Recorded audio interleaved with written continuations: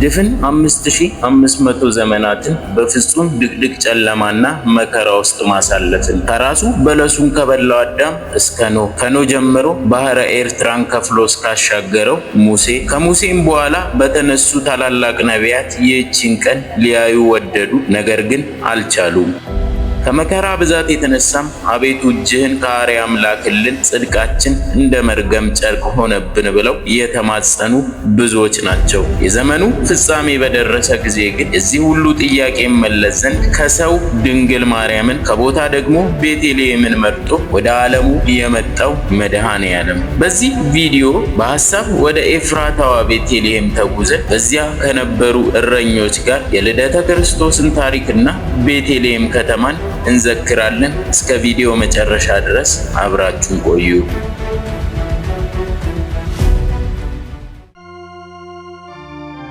የጌታችን የኢየሱስ ክርስቶስ ልደት እንደ እንግዳ ደራሽ እንደ ውሃ ፈሳሽ አይደለም። ከጥንት ከመሰረት ጀምሮ በመላእክት በነቢያት ሲነገር ሲሰበክ የመጣ ነው እንጂ በጌታችንና በአምላካችን በመድኃኒታችን በኢየሱስ ክርስቶስ የተደረገልንን ፍጹም ስርየትና እርቅ ግልጽ ሆኖ የተጀመረው በነገረ ልደት ነው። የጌታችን ልደት በነገረ ድህነት ትልቅ ስፍራ የያዘና እግዚአብሔር ሰው ሆኖ ዓለምን ያዳነበት ጥበቡ ፍጹም ልዩ መሆኑ ያሳየ ነው። መስተጻርራን የነበሩ ሰማይና ምድር ሰውና መላእክት በአንድነት ለምስጋና ታድመዋል። የእረኞች አንደበት ከመላእክት ጋር ለሰማያዊ ምስጋና ብቁ የሆነበት፣ ግዕዛን የሌላቸው እንስሳት ሰራይ መጋቢያችን በዘባነ ኪሩቤል በሰማያት የምትገለጥ አንተ ነህ ሲሉ እስትንፋሳቸውን የገበሩለት፣ የምድር ነገስታት በስልጣን ሽረት በመንግስት ህልፈት የሌለብህ የነገስታት ንጉስ አንተ ነህ ሲሉ ወርቅን ለመንግስቱ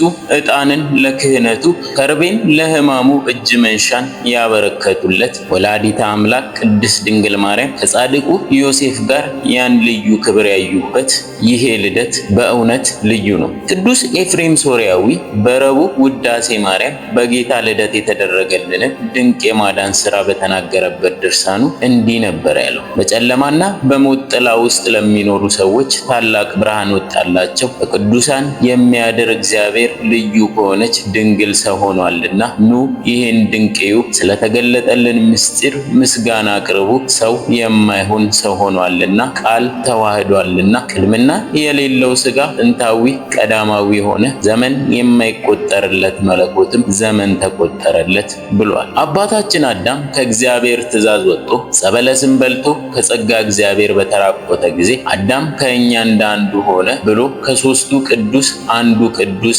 እግዚአብሔር ወልድ በተለየ አካሉ ከእመቤታችን ከስጋዋ ስጋ ከነፍሷ ነፍስ ነስቶ ሰው እንደሚሆን አስቀድሞ ተናግሮ ነበር። በዚህ ቃል መሰረት ቅዱሳን መላእክት ምስጢረ ትንቢት ተገልጦላቸዋል። እነሱም የተገለጸላቸውን ምስጢረ ትንቢት አላፊያትንና መጻያትን ለሚናገሩ ነቢያት ነግረዋቸዋል። ቅዱሳን ነቢያትም ከእግዚአብሔር ያገኙትን ከመላእክት የሰሙትን መነሻ አድርገው በተለያየ ጊዜያት በተለያዩ ምሳሌያት ተለያዩ ዘመናት የወልድ እግዚአብሔርን ስጋዌ ሰብኳል። ከጥንት ጀምሮ እግዚአብሔር በብዙ አይነትና በብዙ ጎዳና ለአባቶቻችን በነቢያት ተናግሮ ሁሉን ወራሽ ባደረገው ደግሞም ዓለማትን በፈጠረበት በልጁ በዚህ ዘመን መጨረሻ ለኛ ተናገረ።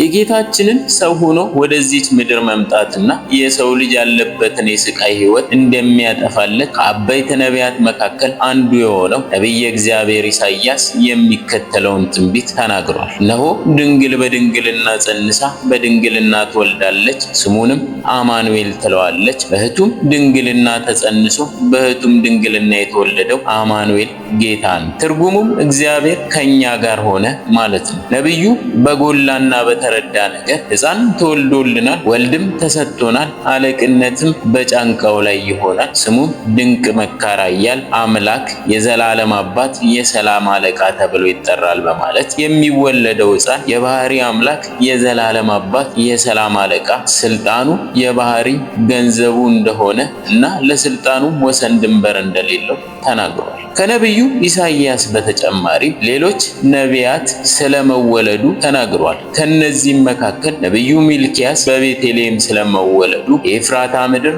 አንቺ ቤተልሔም ከይሁዳ አለቆች ከቶ አታንሺም፣ ሕዝቤን እስራኤልን የሚጠብቅ ንጉሥ አንቺ ይወጣልና በማለት ተናግሯል። ከዚህ በኋላ የዘመኑ ፍጻሜ ሲደርስ እግዚአብሔር መልአኩ ቅዱስ ገብርኤልን ወደ ድንግል ማርያም በመላክ አብስሯታል። ማርያም ሆይ በእግዚአብሔር ፊት ጸጋ አግኝተሻልና አትፍሪ፣ እነሆም ትጸንሻለሽ፣ ወንድ ልጅም ትወልጃለሽ፣ ስሙንም ኢየሱስ ትዪዋለሽ። እርሱም ታላቅ ይሆናል፣ የልዑል ልጅም ይባላል። ጌታ አምላክም የአባቱን የዳዊት ዙፋንን ይሰጠዋል በማለት አብስሯታል። እመቤታችን በብዙ ክብረ አምሳል ትንቢት ሲነገርለት፣ ምሳሌ ሲመሰልለት፣ ሱባኤ ሲቆጠርለት የነበረውን ጌታችንን መድኃኒታችንን ኢየሱስ ክርስቶስ በቤተልሔም ግርግም ወልደዋለች። ይህንንም ብስራት በቤተልሔም ዋሻ መንጋቸውን ነቅተውና ተግተው ይጠብቁ ለነበሩ እረኞች ለመጋቢ አዲስ አብሳሬ ትስብዕት ቅዱስ ገብርኤል እነሆ ዛሬ መድኃኒት በዳዊት ከተማ ተወልዶላችኋል፣ ይኸውም ብሩክ መርገመ ሥጋ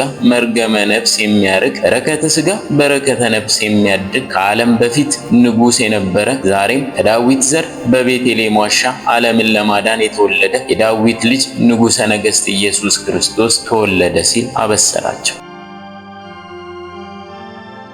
የክርስቶስ መወለድ ለሰው ልጅ ሊተመኑ የማይችሉ ብዙ ጸጋና በረከት ከማምጣቱም በላይ በጌታችን በኢየሱስ ክርስቶስ ልደት ብዙ ተቃራኒ የነበሩ ነገሮች አንዱ ሆኗል። አሕዛብና ሕዝብ በጠብ በክርክር ይፈላለጉ የነበሩ ሕዝብና አሕዛብ በክርስቶስ ልደት ታርቋል። ይኸውም ሊታወቅ ከዚህ አስቀድሞ ቤተ መቅደሱን ለማፍረስ ንዋየ ቅዱሳቱን ለመዝረፍ ሕዝቡን ለመማረክ ይመጡ የነበሩ የሩቅ ምስራቅ የፋርስ የባቢሎን ሰዎች በጌታችን ልደት ምክንያት ወርቅ ዕጣንና ከርቤን ይዘው የተወለደው የአይሁድ ንጉሥ ወዴት ነው እያሉ መጥተው ገብረውለታል። በሲኦልና በመቃብር ተለያይተው የነበሩ ነፍስና ሥጋ በጌታችን ልደት አንድ ሆነዋል። ነፍስና ሥጋ ከእመቤታችን ከነፍሷ ነፍስ ከሥጋዋ ሥጋ ነስቶ በተዋህዶ ሰው በሆነ ጊዜ ነፍስና ሥጋን አስታርቋል። አባታችን አዳም አትብላ የተባለውን ዕፀ በለስ በልቶ የሰውና የእግዚአብሔር ግንኙነት ለ5500 ዘመን ተቋርጦ ነበርና ጌታችን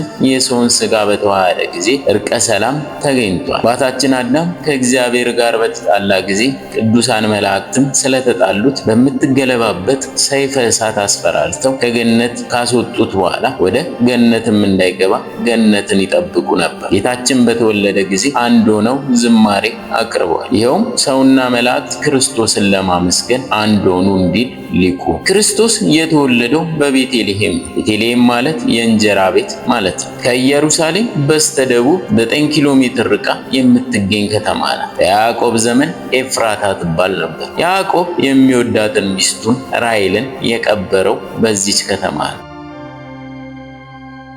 በመሳፍንቱ ዘመን የአቤሜሌክ ከተማ ነበረች።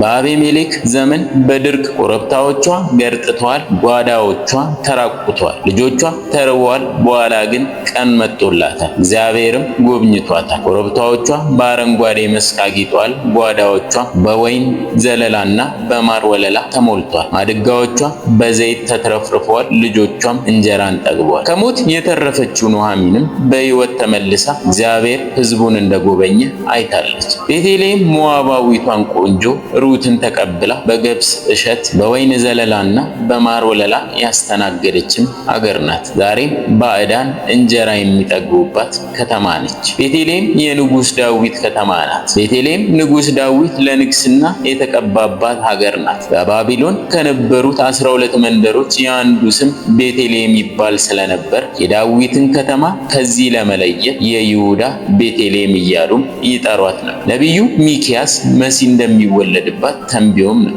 በእርግጥ በዳዊት ከተማ በቤተልሔም ከዳዊት ስርና ዘር መሲህ ኢየሱስ ክርስቶስ ተወልዷል ብሏል። ነቢዩ ሚክያስ እንደተናገረው ነጋሪት ተጎስሞባታል፣ ሰማያዊ ንጉሥ ተወልዶባታል፣ የጥበብ ሰዎችም ጎብኝተዋታል፣ የንጉሥ ሰራዊትም ከቧታል፣ መላእክት ዝማሬን ለእረኞች አስተምረውባታል፣ እግዚአብሔር ተመስግኖባታል። ሰላም ተሰብኮባታል። ቤተልሔም የማይታየው አምላክ በስጋ ማርያም ተገልጦባታል። ፍቅር ከዙፋን የሳበው ኃያሉ ወልድ ደካማ ስጋን ነስቶባታል። ቤተልሔም የሕይወት እንጀራ ክርስቶስ ለተራቡት ምግብ ሆኖ ተገኝቶባታል። ለተጠሙት የሕይወት ውሃ ሆኖ ከታተመች ፈሳሽ ከድንግል ማርያም መንጭቶባታል። ቤተልሔም የዓለም ፋና ክርስቶስ ለጨለማው ዓለም ያበራባት ከተማም ናት። ከዚህ በተጨማሪ ቤተልሔም የክርስትና ታሪክ መነሻ ከተማ ነች። ቤተልሔም የሰውን ኃጢአት ድል የነሳው ጽድቅ የተገኘባት ከተማ ናት። ቤተልሔም በዓለም የተንሰራፋውን ሐሰት የሚረታ እውነት የበቀለባት ከተማ ናት። በዚህና በሌሎች ምክንያት ዛሬም ድረስ ቤተልሔም የይገባኛል ጥያቄ የበረታባት ከተማ ነች። ቤተልሔም የእመቤታችን ቅድስት ድንግል ማርያም ምሳሌ ነች። ቅዱስ ኤፍሬም በድርሰቱ የነቢያት ሀገራቸው ቤተልሔም ሆይ ደስ ይበልሽ ንጉሥ ክርስቶስ ከአንቺ ተወልዷልና በማለት አመስግኗል። እኛም በአፍና በመጣፍ የምንደግመው የምስጋና ቃል ነው። ድንግል ማርያም የሕይወት እንጀራ ክርስቶስን የወለደችልን ቤተልሔማችን ነች። እግዝእትነ ማርያም የነቢያት ትንቢት ፍጻሜ የሆነውን ጌታ ያገኘንባት መሶበ ወርቅ ናት። ቤተልሔም የቤተ ክርስቲያን ምሳሌም ናት። ምድራውያንና ሰማያውያን በምስጋና እንደተባበሩባት ቤተ ክርስቲያንም የምድራውያንና የሰማያውያን ቅዱሳን ኅብረት ናት። በአጠቃላይ ቅዱስ ዮሐንስ አፈወርቅ ይህቺ ቤተልሔም መንግሥተ ሰማያትን መሰለች እንዳለው የጌታን ልደት በተናገረበት አንቀጹ በአባታችን በቀዳማዊ